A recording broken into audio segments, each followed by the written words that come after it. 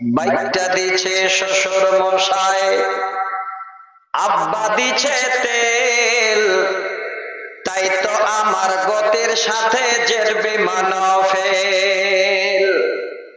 বাইকটা দিছে শ্বশুর মশাই, আব্বা দিছে তেল, তাই তো আমার গতির সাথে জেট বিমান ফেল। দুর্ঘটনা ঘটলে ঘটক, আমার কিসের ভয়, গেলে যাবে বাপ শ্বশুরের, আমার কিছু নয়। চললে আমার মোটর গাড়ি, জোরসে মারো টান, কে কি বলে শুনবো না, আজ ধরছি চেপে কান।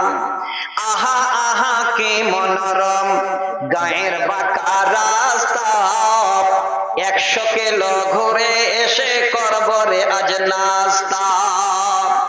এমন গতি তুলবো রে আজ আমার গতি দেখে, থমকে যাবে পথের পথে পন্ত চলা রেখে।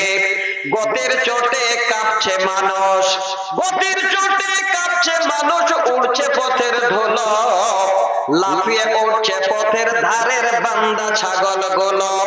গতি আরো বাড়িয়ে দিলাম, পথটা পেয়ে সরু, হঠাৎ দেখি সামনে আমার বিশাল বড় গরু।